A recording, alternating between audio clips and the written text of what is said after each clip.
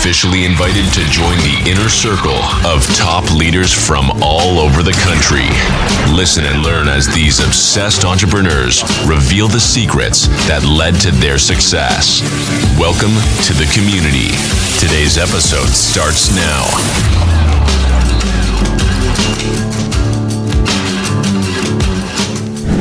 Everybody, it is Travis Helmig here, your host of the Community Podcast, and I'm really excited today because I got the pleasure to just introduce and talk with D Standridge, and I have a long list of things. I'm going to try to go through them, but not all of them because the list is very long here. So Jeff serves as the managing director of Conductor.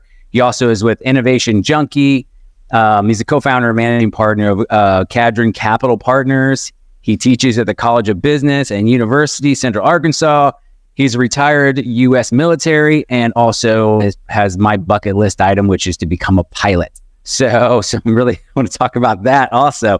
There's more things. We're going to talk about being a change agent, leadership, which is my favorite topic of all time. And so welcome, Jeff. We're really glad that you're part of the community now. Thanks so much, Travis. It is a pleasure to be here, and I'm looking forward to our chat. Yeah, it's going to be really good. We have a lot to talk about today, and especially when it comes to leadership, and other thing that goes with that. But first, we always kind of get into the Marvel's origin story of the person we're talking with. So, Jeff, tell us a little bit about kind of your background. Where you were born, raised, kind of how you got to the point of where you're, investing in entrepreneurial people and in tech companies. Kind of give us just the Cliff Notes version. Sure. Grew up in rural Southwest Arkansas, a town of about 1,200 when I left there. It's probably a little more than that now. Graduated high school with 28 people in a public school. And I tell people I crammed a 4-year degree into almost 6 years at the university. I went to college on a music scholarship, instrumental music, until they realized that I wasn't particularly talented. And so then I didn't stay in the music world that long. I ended up getting a degree in healthcare. Was a paramedic and a respiratory therapist. I spent 9 years on the helicopter team at Arkansas Children's Hospital. 6 years of which I was a professor at the medical school, and that's really where I became interested in the topic of leadership. And that ended up taking me on a career evolution that led me on to buy and acquire and manage companies on 5 continents and into the entrepreneurship world that I'm in today. Wow. Yeah, and being a paramedic, man, talk about a stressful job. I did it for 6 months, but not paramedic. Got my EMT license, did it for 6 months, and I was like, no, I'm not going to do this anymore. It's a hard job. It's a hard job, and I loved it. I loved the job, but it is a hard job. Bodies don't last long lifting heavy stretchers into the backs of ambulances, and even on the helicopter team, it was a little more prestigious, kind of cool walking into hospitals, flight suit on. But even then, when you're a single guy, it's a great job. You get married and start trying to have kids, and it's tough. Yeah, I can imagine. And gosh, just the mental toll. Paramedics, EMT, everybody, they just put in so many hours. And then when you're like on the EMT, this is what I kind of realized is when you're on the EMT side, I want to be a paramedic. Well, you have to go work, and then you have to go get hours in after work for free because you have to get those hours in, and it's just like nonstop. And they just don't get paid enough. The people they really don't. It's so sad. And that's why I was like, I'm going to go into business because there's no way I'm making enough to do that. And just to give you an idea here, I'm going to sound like my grandpa. We make 30 cents an hour. No, I'm, as a supervisor in an ambulance, a hospital-based ambulance service, I made $7 an hour. Now, that was years and years ago, but still, the prevailing rate at that time was for say a nurse was probably 12. Right. So that's crazy. I did it long enough to be like, this isn't for me, but had the massive amount of respect for people that do it, because you got to be passionate about it. And if you're not, you won't do it. That's right. There's nobody in there who's like, hey, I'm in it for the money. Like, no, you're definitely not. So I'm always like, I just have massive amounts of respect for people that do it. I have a couple friends that are still EMTs, and they just love it. They love it. Yeah, for sure. And But you're also a retired U.S. Army, right? Army National Guard. So I spent most of my time in the Guard, and so I had a couple of different MOSs. I actually had a music MOS. I had a combat medic MOS and a respiratory specialist MOS. Okay. Hopefully, you don't have to use those any. Exactly.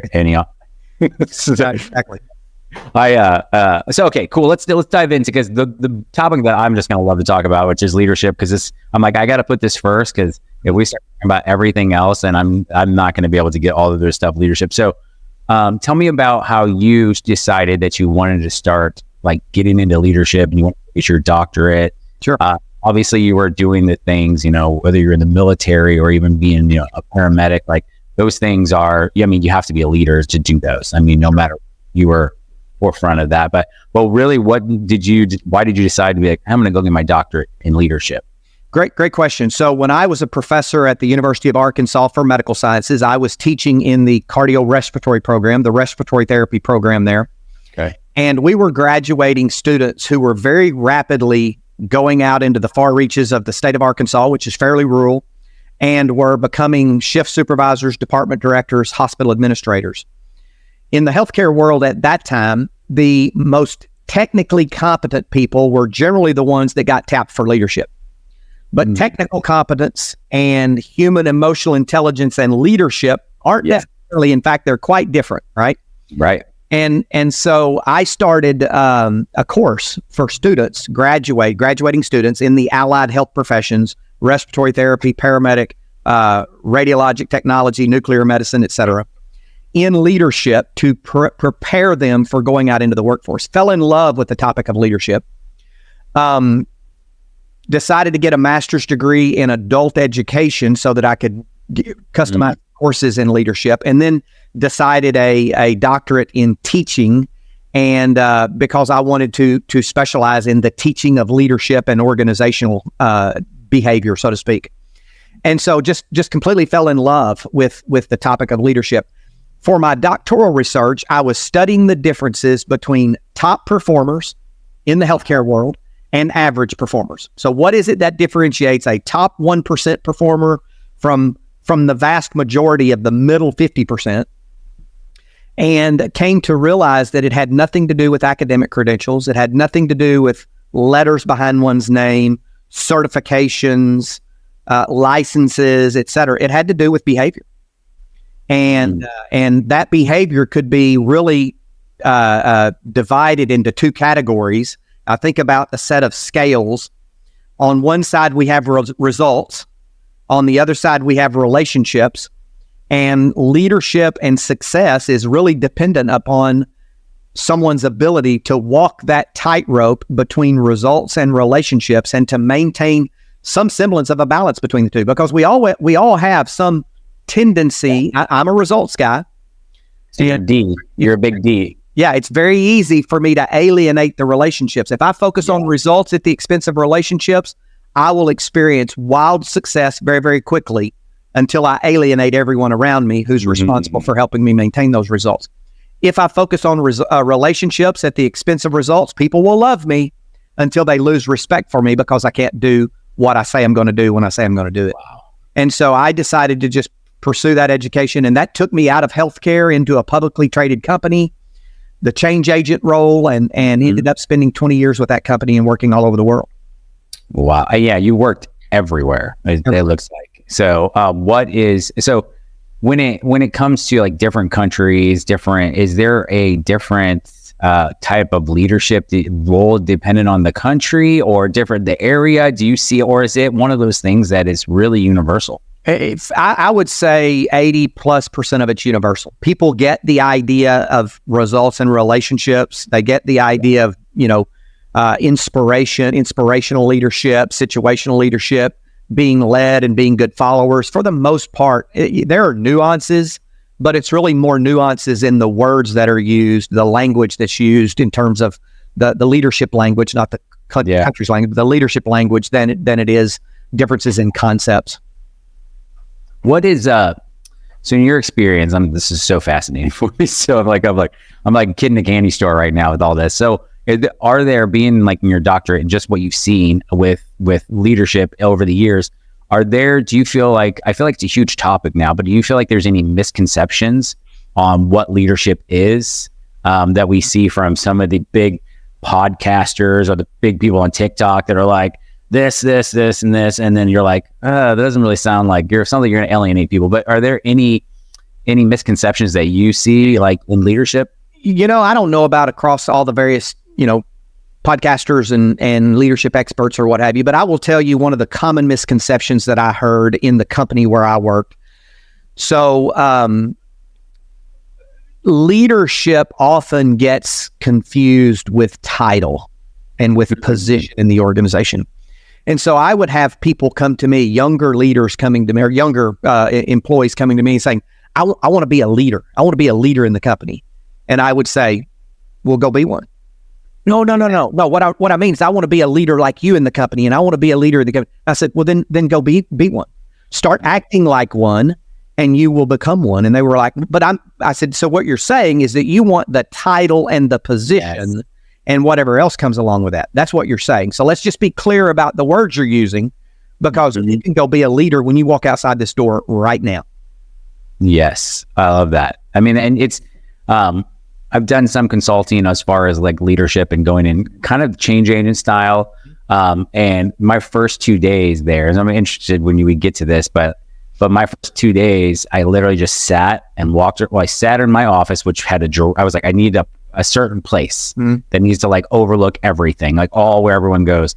And all I did was sit, and I realized there's a consistency of what office people are going into. It wasn't the CEO, it wasn't anybody, but who everybody went to with the problem. And I had to sit her down. She's like, am I in trouble? I was like, you are in the opposite of trouble. I was like, do you know that you are running this company? And she's like, wait, no, I'm not. I was like, I've sat here for 2 days and I've watched everybody go into your office when they had a problem, when they had anything, and you're the person. And she's like, well, that's just because I like to help. I was like, no. It's way more. They trust you. That's right.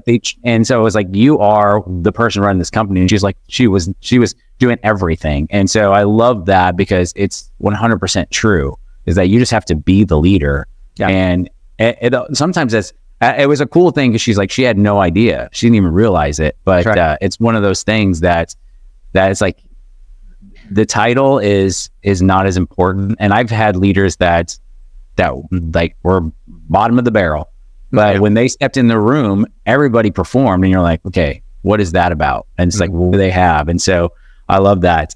So in your experience, like, what is the most important qualities you think a leader should have? Authenticity. Oh, yes. I mean, I'm not the best at anything. Yeah. I'm good at a number of things, but I'm not the best. There's always somebody out there who's going to be better than I am at something. Yeah. And so, I heard so when I moved from being a professor at a medical school over to a publicly traded company, I never will forget. I was in a meeting with the team that I now worked on, reporting to a lady who's probably number one or number two on my list of leaders that I respect. And in that meeting, I don't even remember the topic. It was probably my first 3 or 4 days there. And this was a technology company. So it was a very complex, fast-moving company.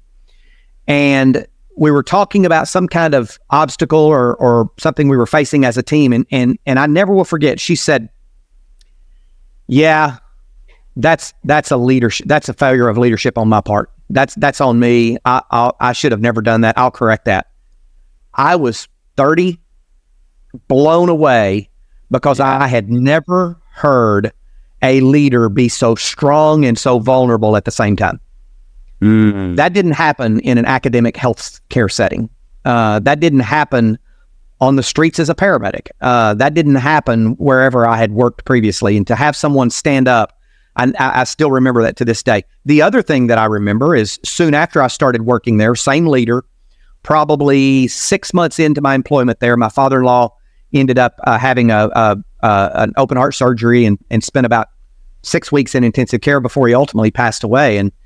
And this leader came to me and she said, look, I know that your wife is spending all of her time at the hospital 30 miles away. I know that you've got 2 young daughters that have to be gotten up and gotten ready and taken to school, and that you want to also spend time with your. I also know that you feel the need to be in this seat every single day. You go take care of your family, and we will cover for you. And at some point in the future, we're going to ask you to cover for someone else. But right now, you work when you can work. You take care of your family when you need to take care of your family. You do not have to be here every day. And just huge. When it was setting the expectation that we're all in this together. Yeah. Right. That's where it was like, okay, listen, this is how it works. We're gonna hold the line for you, and then you got to step on and hold the line for somebody else. That's right. Which is ultimate, like, leadership 101. And some people seem to have that, and some people like can be taught it. I mean, you can do both, but that is an awesome quality. So I love that. I think authenticity is one of the things that's, especially when you're starting off and you're trying to be a leader, you're trying to make an impact more than be authentic. Like, you're trying to be like, okay, I have to prove myself to these people that are under me, or the way, however you're posturing yourself, I would say. But in all reality, it's like, you got to be authentic. You just got to be yourself, because that's what got you there, like in the first place. And so I love that. That's like I said, this is awesome, because is right. Everything you're saying, I'm like, I love this. Like, this is what I geek out over, is this stuff. So okay, I was like writing down, what is you already did this. I think when you think of an ultimate leader, who comes to mind? It was probably that lady, right? You're already literally next question. Like, we're already in sync here, Jeff. Yeah, that's right. That it was she, and then the person to whom she reported, who I ultimately reported to. Both of those ladies they're 1 and 2, and they're jockeying back and forth for 1 and 2 position in my mind of leadership. And I haven't worked with them in 10 or 12 years, but they were transformational to my leadership. I'll tell you, there was someone else who was transformational to me, and that was someone that worked for me. And interestingly, all 3 of the most transformational people were females in my life, female leaders. But this person worked for me, and she came to me one day and knocked on my door, and she said, "May I give you some feedback?" I said, "Sure." Now, she was about 10 years my senior. I was 30, 31, 32 years old. She said, "I'd like to share with you what I'm observing. I'd like to tell you the way it makes me feel. I'd like to share the impact that it's having, and then I want to give you a chance to respond." And I'm like, "Oh, okay."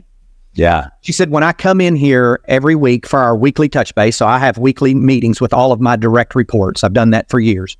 She said, "When I come in for my weekly touch base with you, and I begin to lay out the challenges I'm having, the obstacles, the funnel, the bottlenecks, where I need some help and what have you, I begin to observe a tilting of the head, a glazing over of the eyes, and a frequent checking of the watch. It makes me feel like my job's not important. It makes me feel like I'm not a valued member of the team, and it makes me feel like I want to look for a job somewhere else. The impact it's having is I've floated my resume, and I have 2 interviews this week. Now I'd like to give you a chance to respond." Talk about emotional intelligence, though, to set the conversation, opposed to be going in and going, "Listen, Jeff, here's what I think. You do this, you do that," opposed to like pushing that blame, opposed to being like, "Here's where I'm at. I'm going to go through 1, 2, 3. And we're after that, I'm going to give you a chance to respond, and let's see if we can correct." Like, emotional intelligence of the highest level. Well, and I've processed that over the years, and I've built it into a lot of the leadership work that I do. I call it feedback without fallout, right? So she number one, she planned ahead, and she had an agenda.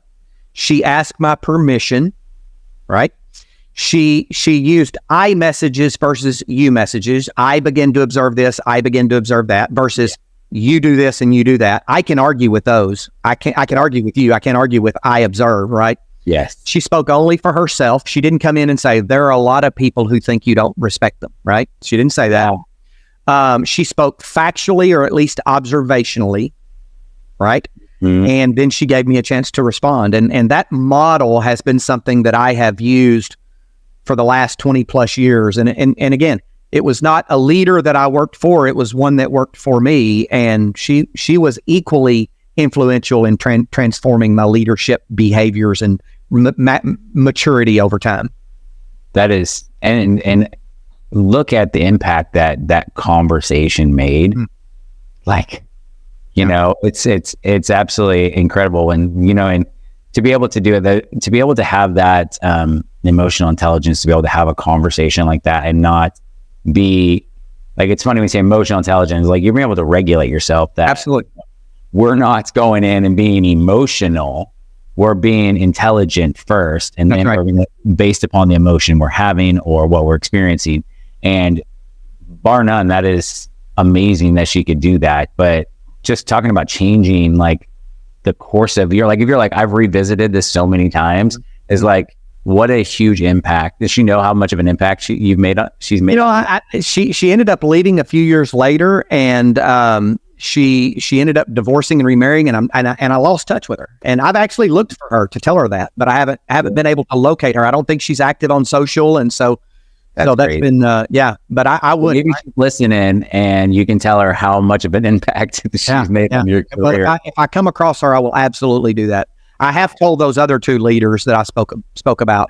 I've shared with them multiple times the impact they've had.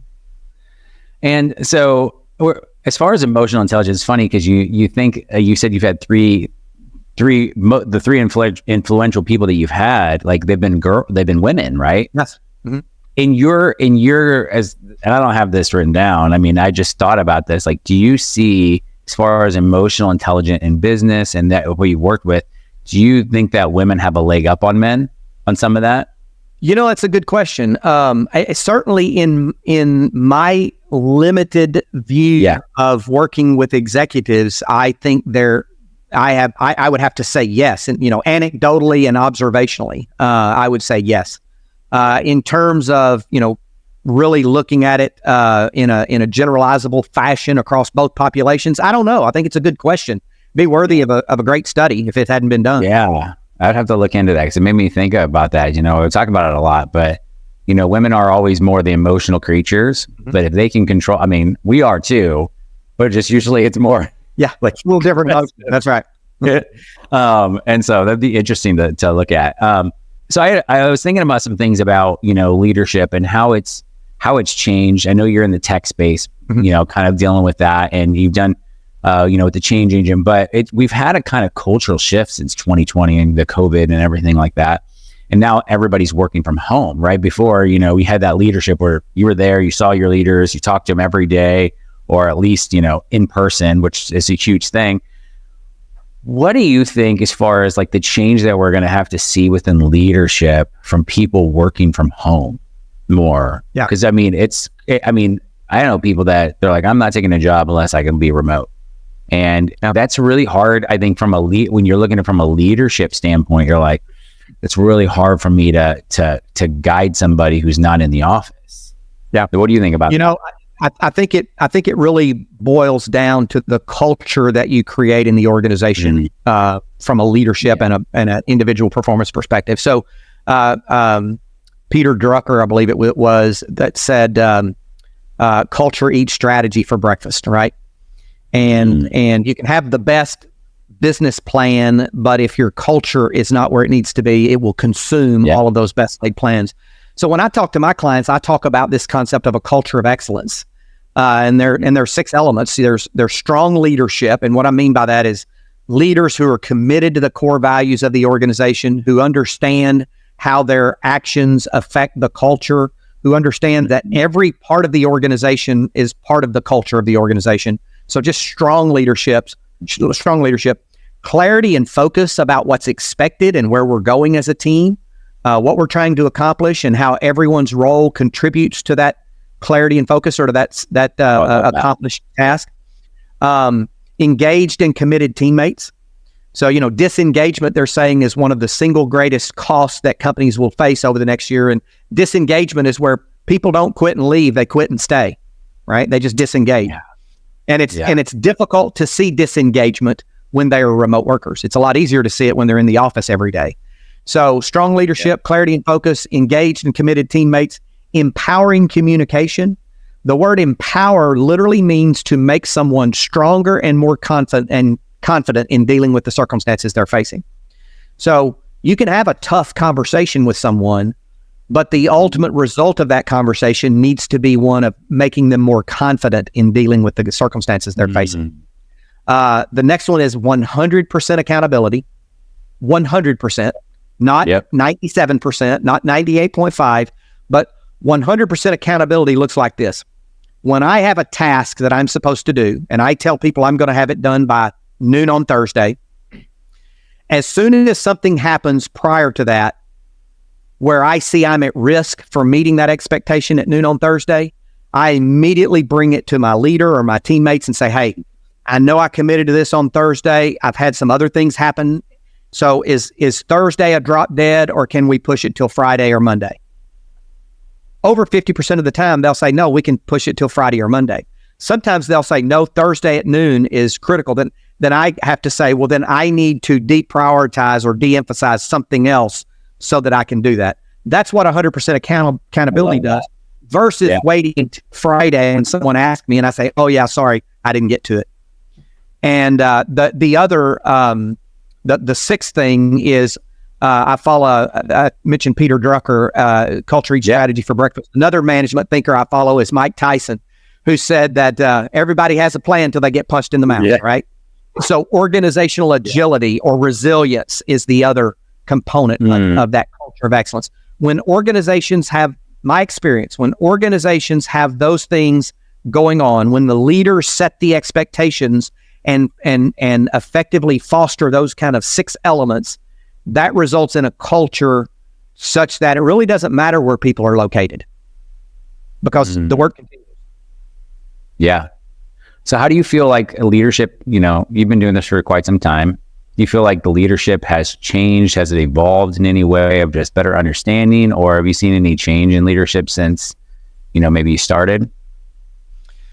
Yeah, we used to talk a lot about leadership versus management, right? And that was back big in the 80s and 90s, conversations about what's leadership and what's management. And really, people pitted them against one another, that management's bad and leadership's good. And I go back to basically, I would equate them to the results and relationships. Management is really more about the delivery of results. Leadership is the delivery of results within the context of relationships and understanding the necessity of both. And so I don't think it's one or the other. I think it's both, and that we've come to realize that you have to be able to manage the details when required, but you also have to inspire people, motivate people, lead people, and recognize that relationships and emotions are part of the equation as well. That's the biggest change I think I've seen. What, we all learn from our failures. That's like where I'm looked at when everybody asks, and I'm like, success is the eye of the beholder. But when someone says like, hey, how did you get to where you're at? Or when I was like, I just failed faster. I was like, I'm just going to fail more. And so but we learned from that. And so I always embrace like, hey, I just tell my kids to go out and fail more than anybody else, and you'll be better.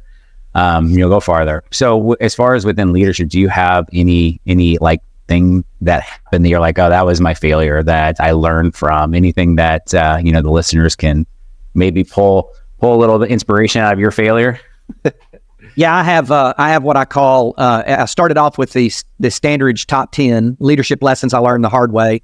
And then they became the Standridge dozen, then the Standridge Baker's dozen, and then the Standridge 2 dozen. And so I think 26 or 27 items on there, but one of them is never hire someone that you can't fire. And what I mean by that is we all want to work with our friends. And I hired a friend of mine who literally watched me grow up. He was about 15 years my senior. He was in my guard unit with me, and he watched me grow up. He was a school administrator, superintendent actually, and he also had some real strong technical chops. And so I hired him to be the technical team leader in the organization where I was working, to lead the technology training and all for software engineers, database administrators, data analysts, and what have you. And he couldn't function in that culture. He had spent a career in public schools. He could not function well in that culture. And I saw it within the first 30 days. But I didn't have the courage to step up to that. I didn't have the courage. He had literally watched me grow up. He was a great mentor and friend to me in the military. And everyone around me that worked with him and for me and with me saw that was a failure, and I couldn't deal with it. I couldn't address it. I tried. I moved him around, changed responsibilities, but he really wasn't a cultural fit for our organization. And so I ended up taking a reassignment, a promotion and a reassignment to go to Europe for 18 months and work on mergers and acquisitions. And I left him there for someone else to deal with. And that person dealt with that. And he and I never really got the chance to talk about that again. And he ultimately passed away a few years ago. And huge, tremendous leadership failure on my part. But I've never committed that sin of leadership again. What did you pivot? So with that, like looking back and be, okay, this is what happened. Obviously this is a failure. What have you implemented to say, okay, this is how I'm not going to do it? Is it just not hiring friends and family, or do you have like a process that you're like, that I do now to ensure that this is a cultural fit inside the business? Yeah. So 2 or 3 different things. Number one, sometimes the best person for the job is a family member or a close friend, right? Mm-hmm. Yeah. But before we even start talking about potential employment, I tell them that, look, when we're at work, and you need to understand that we're going to have conversations about performance and expectations around performance, and it's going to be harder on you as a friend of mine or a family member than it is going to be on anyone else, because I have to make sure that everyone is clear that I'm not playing favorites. That's point number one. If you can't handle that, then we probably ought not explore this. Point number 2 is we're going to have a team interview, and there are going to be multiple people who are going to interview you, not just me. Yeah. And while I'm going to ultimately make the decision, I'm going to make the decision based upon feedback from other people. And if we don't have good, solid feedback about your goodness of fit for the role and your fit for the culture, then we're probably not going to move forward. And so those are a couple of things that I do. And then the third thing, and I do this irrespective of whom we're interviewing, is we interview for culture. So we know what our core values are. We know how our core values are best demonstrated in our work environment. And we have interview questions around those. Tell me about a time when you feel like you went the extra mile to serve the team and the organization that you work for. What was the situation? What did you do? And what was the outcome? Right. So we ask questions like that around the core values to assess cultural fit versus just hoping that they're a fit. Yeah. I think that's definitely, I appreciate all that, because I've definitely had some failures with friends, and in real estate, it's a little different too. So, Sure. When you're doing a team, you're like, listen, you close some deals, come on the team. It's great. There's not really you're kind of, you're lone wolf in a sense, unless depending on what their needs and things are. But what I found out is, we work a certain way, we do things a certain way. And we also, me and my wife, I'm definitely a lone wolf of where it's like, I've learned that my pace is not good for everybody, because I want to go. And I'm like, hey, don't ever bring a problem to me, bring a solution, even if it's the wrong solution. And so when that happens, I'm just like, well, what's going on? Why? And they're just like, and then they don't bring stuff to me. And then they don't bring stuff to me. And they feel like maybe it's because they're a friend, they stay on longer.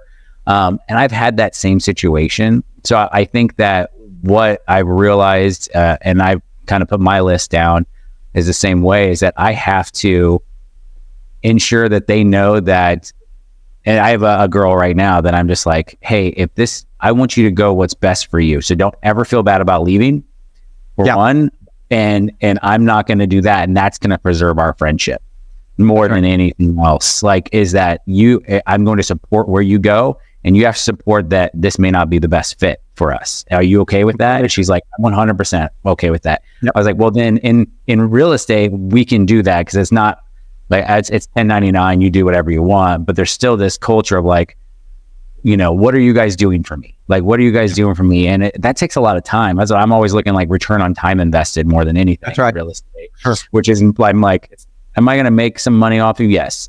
but it's the time that, I'm going to have to dedicate to coaching you to doing all these things. And if you don't listen, then, I still have to suffer the consequences of that, and if you do listen, so it's one of those things that I've learned that in real estate. It's a little different because it's like, when they're an employee, I mean, it's harder to get rid of somebody many times than it is to hire somebody. So yeah, that's a really good point. There was research that was done a few years ago, quite a few years ago, that said that the drain on a leader, the leadership drain on the leader of an organization, is 10 times more from an average performer than a top performer. Yeah. And so, mathematically, not everyone can be a top performer, but I want my fair share of them. Yeah. I feel like, and being a leader, it's really hard because you wear like people's success on your shoulders, and that's a hard thing to detach from, because when they're not successful or they leave the business and you're like, man, where did I go wrong? Like, oh my gosh, they're not closing deals. They're not doing anything, but I'm going through the same motions, and like you wear that, and it's hard to like detach from that. And I don't think people, when you're in a leadership position, you're always worrying about the people below you, how to make them better. Because you have to do that yourself too, with yourself, but you're always like, their success, you praise them. It's not not you. And on their failures, we get blamed. And that's leadership. And you take that on, that's the role you take on being a leader. And if you can't do that, then don't be a leader. Right. And so, all right, cool. I could talk about leadership all the time. So, one book that you recommend about leadership that you just like, that's my go-to.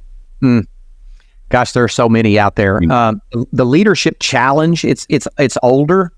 Okay. But by Kuzi and Posner, the Leadership Challenge was just a great book where they talked to several thousand people and said, tell me about your best leadership experience and your worst leadership experience. And they basically analyzed the commonalities of each and the differences between the two groups and came up with what they call the Leadership Practices Inventory. It's a great book, and I highly recommend it.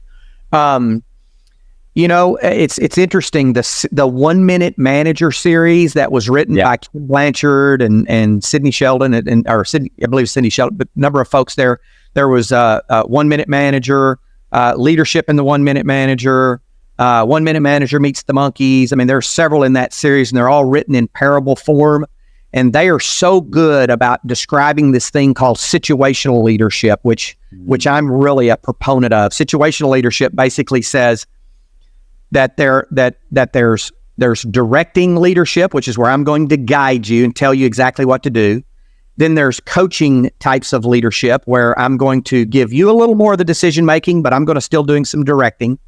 Then there's supporting leadership where I'm giving you more and more and more. And then finally there's delegating. So directing to delegating.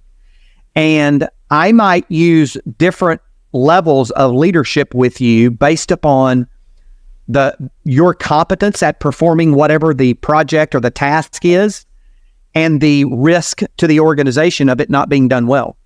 And so I might be directing you in one particular set of responsibilities while I'm completely delegating to you in another set of responsibilities and everywhere else in between. And so anything on situational leadership, I think the book called Situational Leadership by Paul Hersey was the concept upon which a lot of the 1 Minute Manager series was based. But those would be the things that come to mind. They're older, but they have stood the test of time in my experience. There's some reason that we just as humans learn from stories so much of like more than anything of like, okay. And so I love those books and those series for that.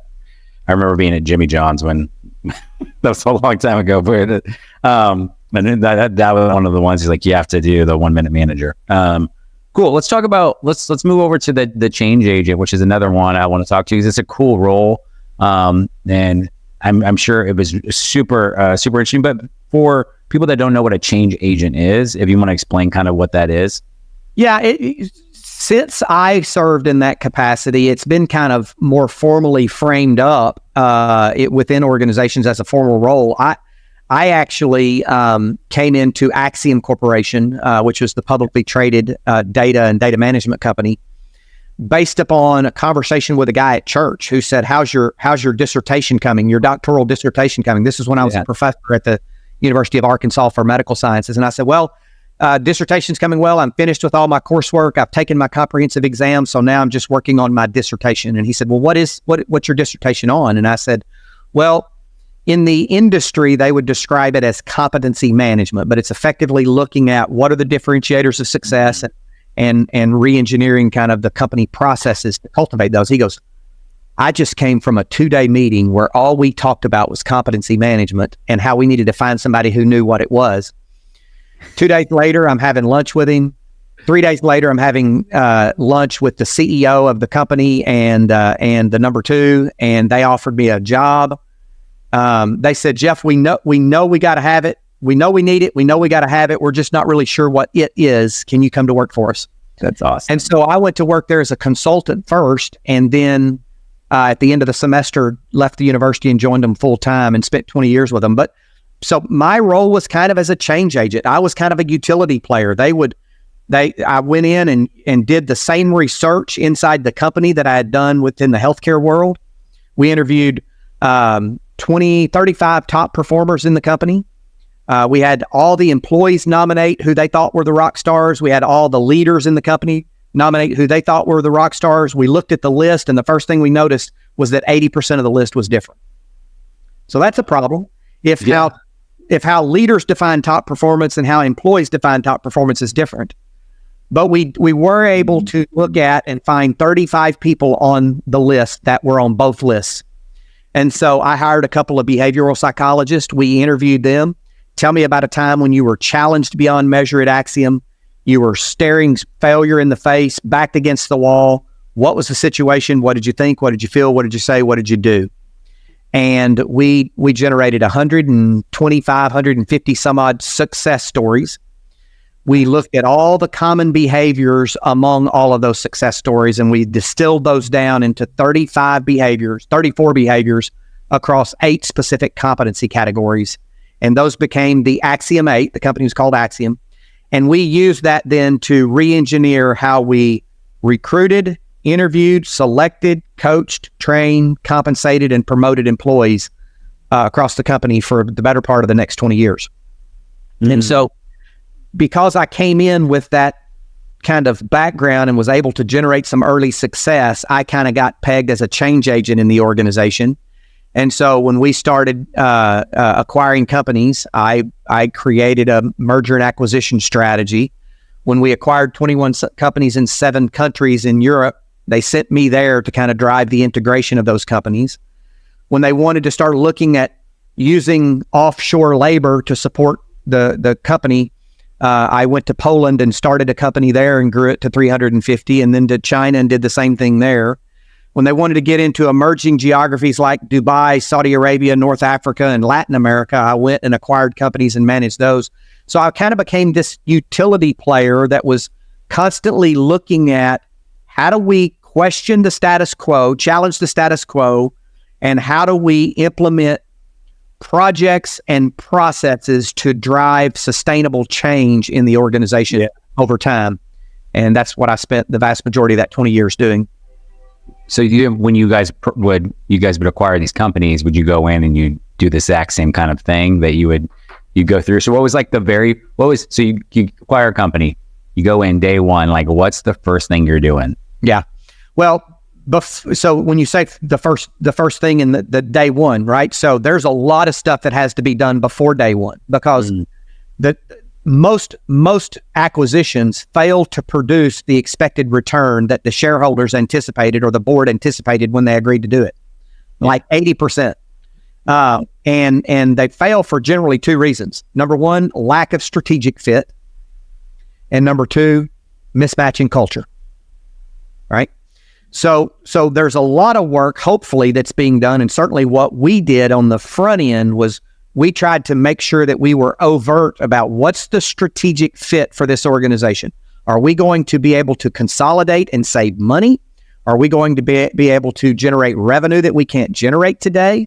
Do they have capabilities that are going to allow us to generate revenue more quickly, or do they have customers that we need, or what is the strategic fit of this organization? Why are we investing? Because generally, build, buy, or partner are the three ways that you look at creating strategic advantage. We've decided to buy. Why are we not building, or why are we not partnering? And we substantiate that. And then number two is what's the culture of that organization relative to our culture, and how can we assess that? And so if we pass the sniff test of strategic fit and cultural fit, okay, then it's time to start talking about, okay, how do we actually acquire and integrate this company into the fabric of our company? How many companies do you think you turned down compared to the ones that you kind of partnered with, built?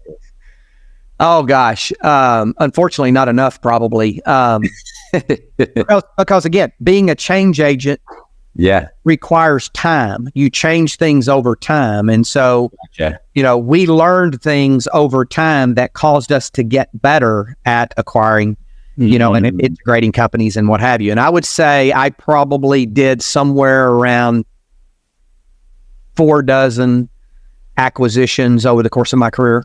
Dang. Wow. And what type of industries were they in? So when I was employed by that company, they were in generally the marketing, data, and technology space. Software for marketing purposes, software for data management purposes, and or data. In my own personal investments, I've acquired everything from a large automotive service center to independent agencies, insurance agencies, to marketing companies, digital marketing companies, and several things in between. So, wow, well, you're like the perfect person to come in. You're like one of the sharks, I always tell people, I'm like every time I'm watching that show and they're like, no, we're not taking the offer. I'm like, take the offer. I don't care what it is. Like, you're getting in with the shark. You will figure it out. Like, you will figure it out. That's right. You know what I mean? You're doing it by yourself. No, I'm like, no, I don't care what that would be my strategy. Like, me and my wife talk about people don't understand that 100% of a pie that's this big is not nearly as lucrative as 50% of a pie this big. Yes. Right. And so when you take on someone like a shark, they increase the size of the pie extraordinarily, exponentially. Right. Oh man. I'm always like, no matter what, babe, we're going in there. Doesn't matter how the pitch goes, whatever they offer, we're saying yes. It doesn't matter. We'll try to negotiate back and forth, but whatever. Like, we're taking an offer. I'm getting in with Mark Cuban. It's happening. Yeah.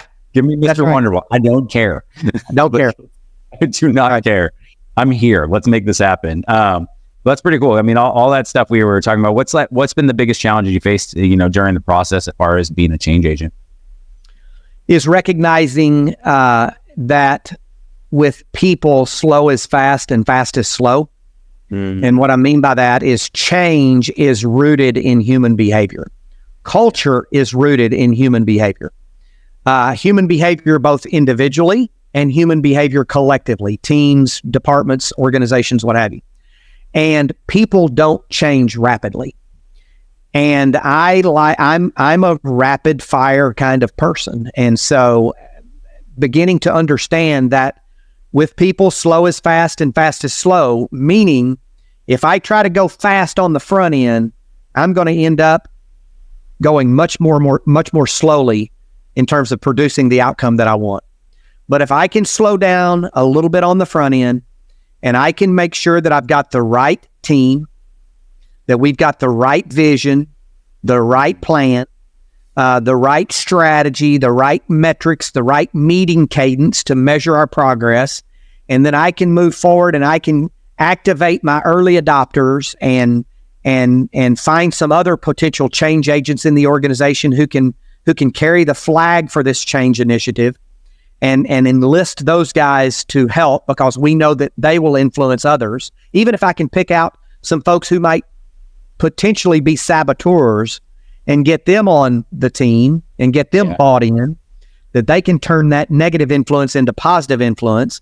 And then finally, if I'm willing to confront the brutal facts about how we're progressing and make changes along the way and adapt our approach based upon what we're observing, it takes longer on the front end, but it produces results much more quickly on the back end. With people, fast is slow and slow is fast.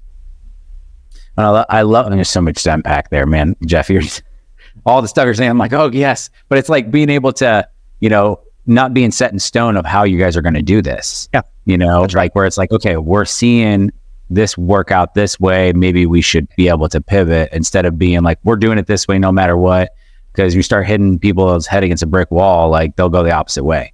I would even say, yeah, for sure. And one other thing that I would say that has become very apparent to me from the world of being from change management, and it's the same issue that we use in entrepreneurship and in innovation, is get crystal clear on the front end. What's the problem you're trying to solve?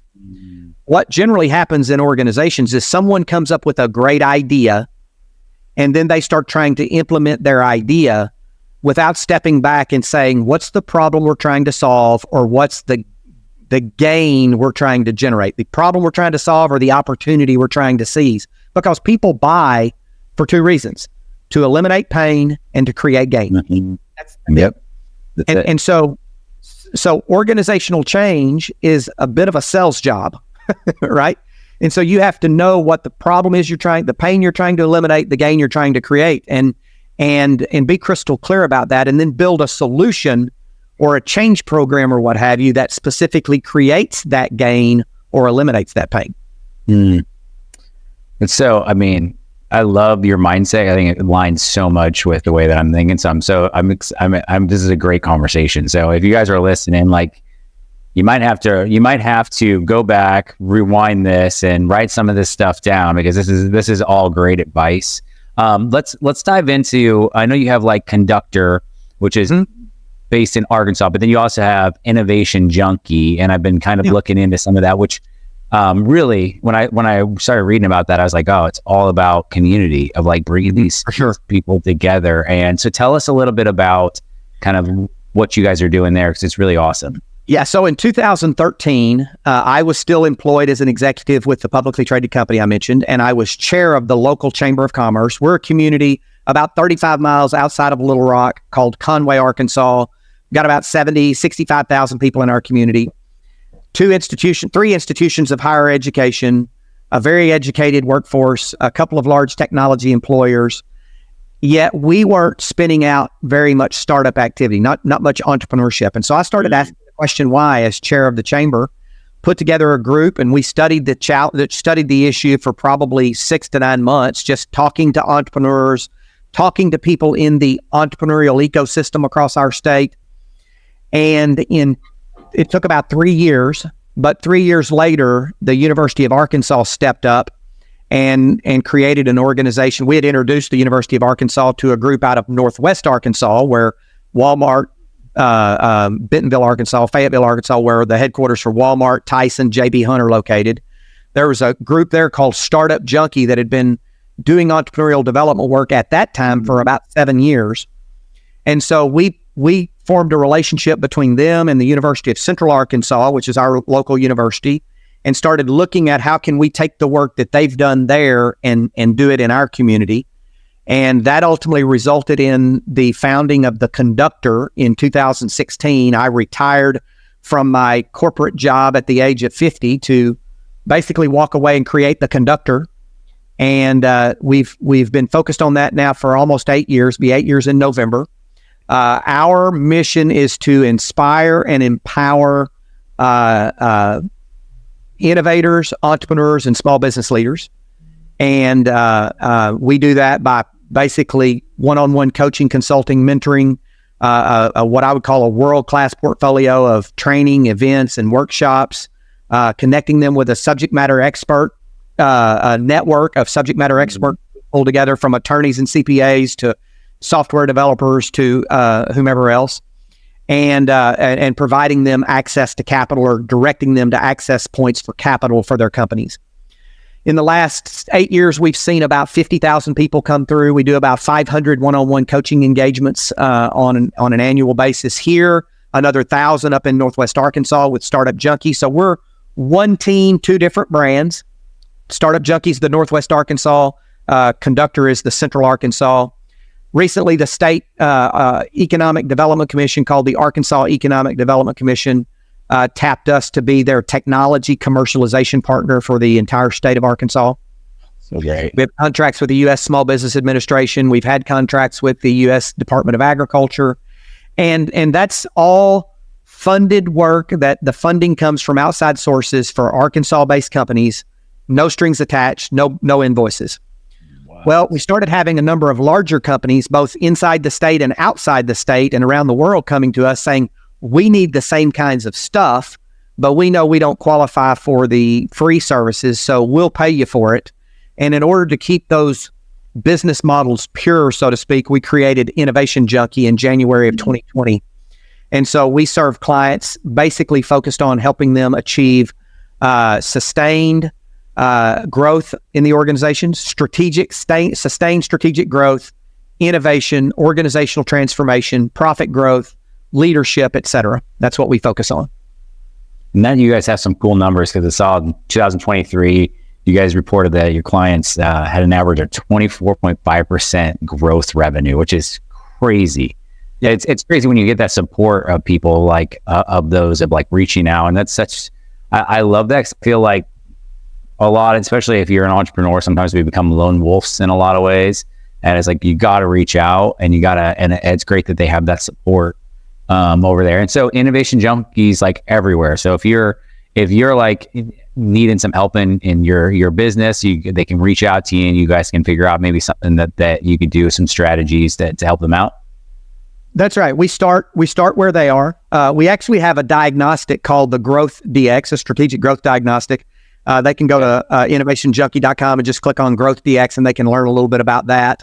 But it basically assesses them against about 70 some odd best practices around strategic growth in the disciplines of revenue velocity, the speed, power, and effectiveness of their sales, marketing, and messaging efforts, organizational effectiveness, operational effectiveness, leadership effectiveness, innovation readiness, digital readiness, and financial disciplines. So those 7 domains, they're able to assess their company and then put together a prescriptive plan to address those needs and whatever we always start wherever our customers are.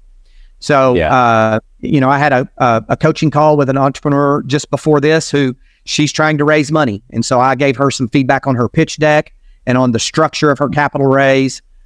Yesterday, I was on the phone with somebody who just needs more customers. 2 days ago, I was on the phone with somebody who needs to terminate someone, and they've never done that before. So we start where they are, and we help them, either help them solve the challenge they're facing, connect them with someone who can, or give them a tool that we think might help them as well. Wow, you're just, what keeps you up? Like, what is the thing that like keeps you going? You know what I mean? Like what? Because I mean, you're obviously passionate about that, and that's like one thing. You're authentic, but what keeps you like? Where does that come from intrinsically? So I believe that everyone has a calling, a God-given calling, and specific gifts in order to carry out that calling. Yeah. In about 2008 or so, 2006, 2008, I was 42 years old, had about 500 people in the organization that I led in this company across 5 continents. And I asked the question, I wonder what my calling is, because I'm pretty sure I wasn't called to sell data to marketers trying to better target their consumers. So I started looking at where I was getting energy, where I was getting joy, at the end of the day, where I was being fulfilled. I was teaching an adult Sunday school class in a church at that time that I taught for almost 25 years. So I was looking at feedback that I got from them, feedback that I got from when I was speaking on leadership in various venues. And a lady said to me, "Jeff, you're a revealer." And I said, what does that mean? And she said, "It doesn't matter if I'm sitting in Sunday school, or if I'm hearing you speak at the chamber on leadership, or Mark and I are out with you and Lori for dinner. You say things that inspire and sometimes provoke me to think differently about my life, my work, my family, my home, and the intersections between those 4. Oh, gosh. And that really had an impact on me. And so I started looking at all of that feedback, plus where I was getting energy and joy and fulfillment from my work. And I realized that I was having conversations on a day-to-day basis with people that may have been focused around helping them be better at work, empowering conversations, making them stronger and more confident at dealing with the circumstances they were facing. Sometimes they had nothing to do with work. It was about career. It was about finances. It was about parenting. It was about marriage sometimes. It was about leadership. And so I spent a lot of time thinking about that and came to the belief that God specifically gifted me to create new insights that lead people to better ways of living. And when I figured out that Axiom Corporation, the company I was working for, gave me a fabulous platform to fulfill that calling while I was fulfilling my vocation, I came to realize that everyone has a calling. For some people, their vocation is their calling. My wife was a pediatric nurse practitioner. My father-in-law was a pastor. My son-in-law is a physician. They earn their their living and fulfill their vocation by also fulfilling their calling. Yeah. But for some of us, our vocation can support our calling if we can figure out the connection between the two. To do that, we've got to know what our calling is. We've got to know what our specifically gifted talents are. And then we begin to look for the connection between our vocation and our calling. And for the next 15 years or so after or 10 or 12 years, I guess, after I figured out the connection between my vocation and my calling, I went to work with a completely different attitude. It was a game changer for me. What a cool compliment to be a revealer. Like, what is that? What a cool compliment that just took you. And I think that's kind of where I'm kind of at with, like, I was a weight loss transformation specialist for like 12 years. People that were like 300 pounds overweight. I think the most I've had someone lose was close to 300 pounds. Wow. And 100 pounds was like it's a walk in the park. We can do this. This is easy. Organ donor transplant list, like life or death situations, and did that forever and loved it. You don't get paid very well doing it. Okay? Yeah. It's kind of like you don't get very. So met my wife. We got into real estate. I love real estate, and it's one of those things that it's always different. You always work with different people. It's different challenges. It's so much to learn. It's always changing, always evolving, depending on the market. But what I realized about a year and a half ago was that training mindset of getting people to the next level was what gave me energy. And real estate was one of those things that served a purpose to get me there. And so now it's like, okay, how do I take this? Whether it be like, obviously, like discipleship's a really big thing for me too, going out, doing the Great Commission, doing that, and then helping people in real estate in a way that I don't think I ever had help. Like I saw a need for that of like, you have the huge, like I remember looking at the big coaches that are out there and going, at the beginning, there is no way I can afford that right now. There's no way, but and so I think for me, I'm like, okay, how do we take this down to a level that's like that gives me because in all reality, I'm getting something out of it. Sure. Because I have my fulfillment to it. So it's not this is not about the money, obviously we want to make a business out of it, but it's also about helping people. So it's when you find those people that I always tell them it's kind of like a lawyer, right? Yeah. I want to do some pro bono work because that's what's going to give me some fulfillment also. Sure. I also want to make this make sense, right? So the wife isn't like, hey, you're wasting you're just giving all your time away. Right. So I think there's something to be said about finding where your energy, like where that level is. And a lot of times we focus on the financial piece, and sometimes we have to. Sometimes that's what's going to pay the bills, is going to keep the kids fed. But there's that point of like, it's not going to give you that ultimate happiness of what that's going to keep you going to wake up early and go, I'm excited about today. Like, who are we going to hit today? Yeah, it's like Zig Ziglar once said, money's not everything, but it's reasonably close to oxygen. Yeah. But he said, money will buy you a house, but it won't buy you a home. It'll buy you a short-term relationship in terms of a transactional relationship, but it won't buy you a friend. Yeah. Right. And people ask me, so you said you figured out the connection between your vocation and your calling, and it was a complete game changer, but you left that company. And I said, yeah, I did. I left that company, and they didn't cease to be a good platform for me to fill my calling, but a better one emerged. And so I feel like today I moved from a situation where my vocation supported my calling to where today I'm in a situation where my vocation is my calling. Jeff, that's so good. We could end it there, but I do want to talk about your venture capitalist. And so we're talking about Cadron Capital Partners, and tell me how you guys tell me a little bit about that, how you got involved into kind of getting into venture capital. Well, venture capital is the vast majority of venture capital is on the coast, California, Boston, New York, Austin, Texas, etc. And back when in that 2013 period that I was studying the why we weren't spinning out more startup activity, we learned that entrepreneurs really need three things. They need access to expertise in the forms of mentors, coaches, and consultants.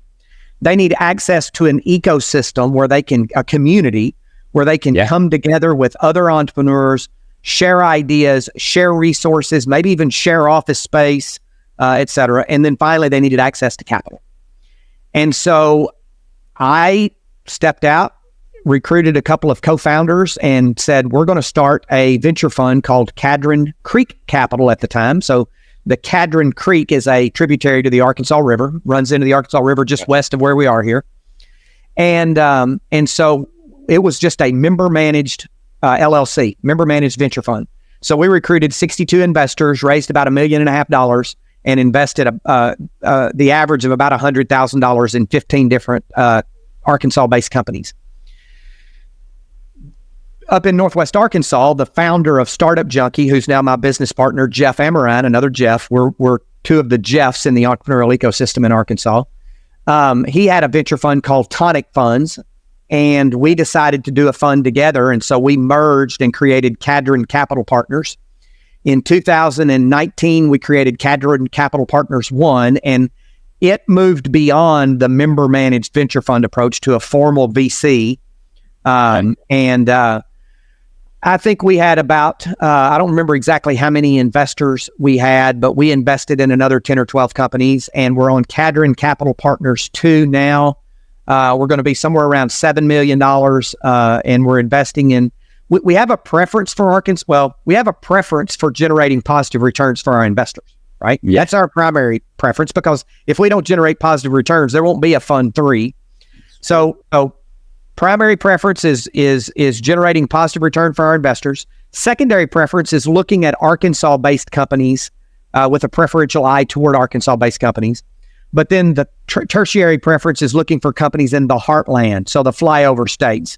I'm not saying we won't invest in a Silicon Valley company or a coastal company of some sort, but we kind of look at it in that fashion. We believe that we know that there are bargains to be had in Arkansas. We believe that there are additional bargains and know that there are additional bargains to be had in the flyover states. Valuations are not so inflated there. And the more we can do to drive the economy in the flyover states, the better our country is. And so that's kind of what we're focused on. What companies are you guys partnering with?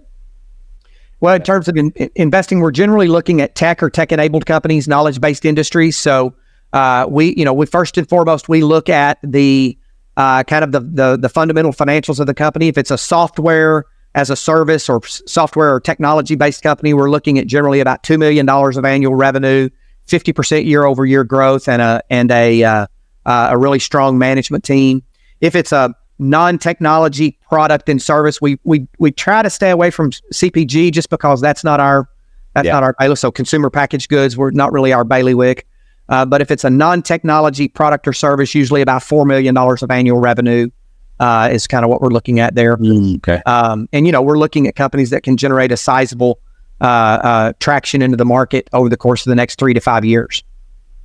Do you guys do any type of investing in real estate as far as technology platforms? Have you guys had any? Well, yeah. So I don't know if you're familiar with Arrived Homes or with Acre Trader.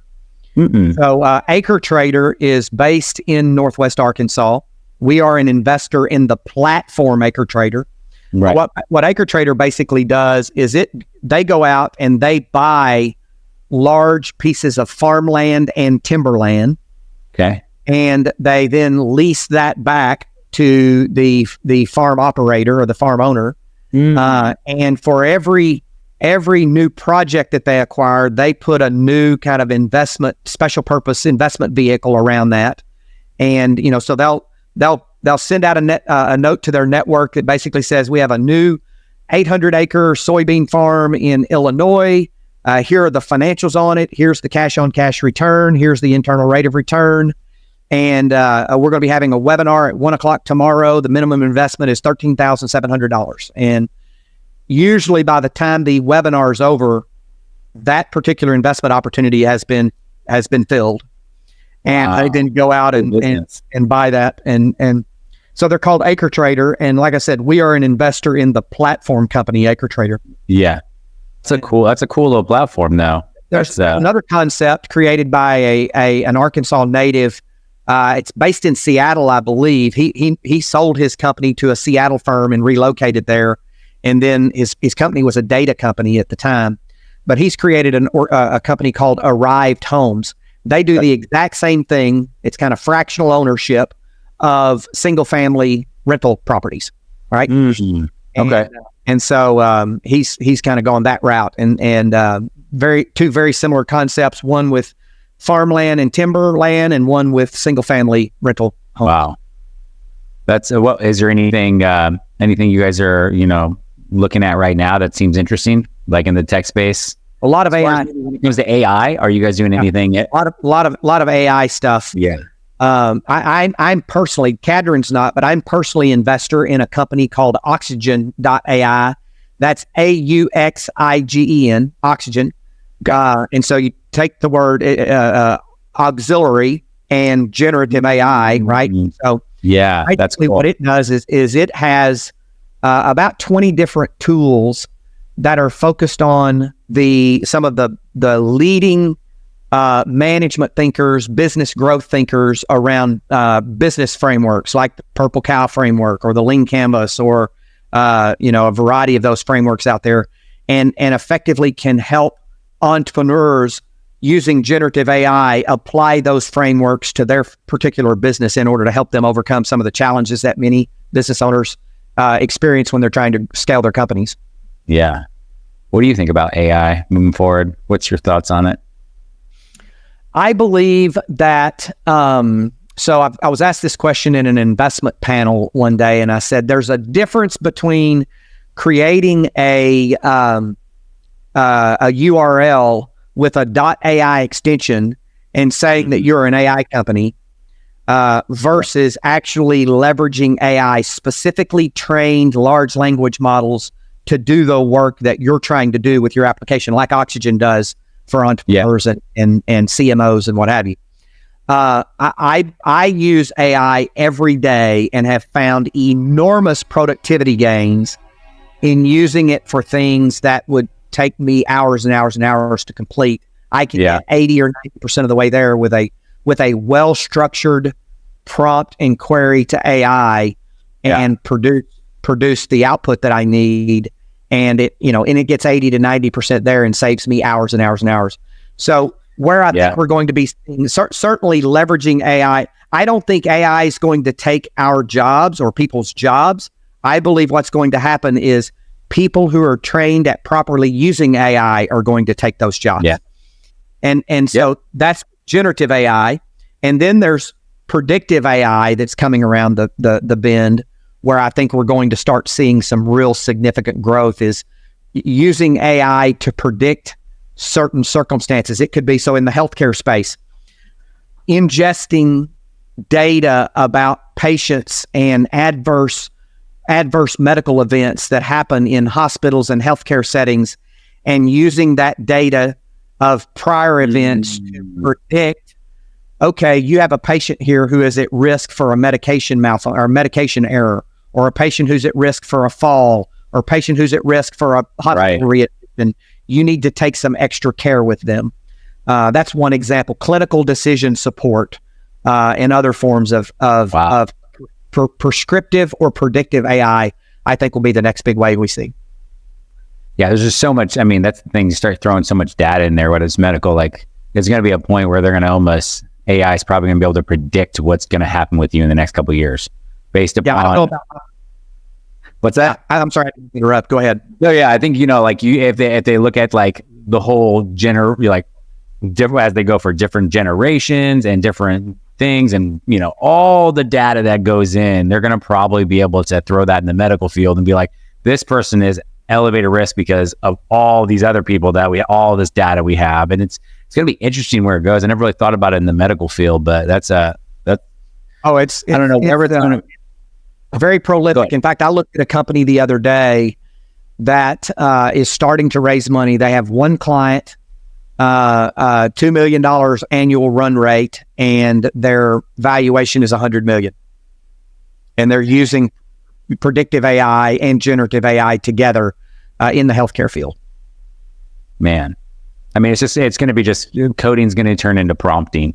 That's all it is. Who's the best prompter? Like, That's right. How do you prompt things? Like, it's how it's going to be. Cool. Well, I mean, honestly, we talked about, I could talk to you all day. You're just easy to talk to, very authentic. And it's honestly, it's been such a pleasure, and I've learned so much already. So we're probably going to have to bring you back on one day, because I feel like I have 50 questions more about leadership that I'm like, all right, we've already gone an hour and 15 minutes. So I appreciate being on. Absolutely. It's been a pleasure for me and an honor to be on your podcast. And I'd be more than happy to come back anytime. I've really, really enjoyed visiting with you as well. Awesome. Well, everybody, if you, where do they connect with you? Give them your handles. Yeah. So very active on LinkedIn, and it's Jeff Standridge on LinkedIn, jeffstandridge.com or Jeff S at innovationjunkie.com. Any of those three, very active on all three. Sweet. Well, everybody, we will put all of his information in the description below. So if you're looking to get a hold of him, you can go ahead and use those, and we will see you all again later. Have a blessed day.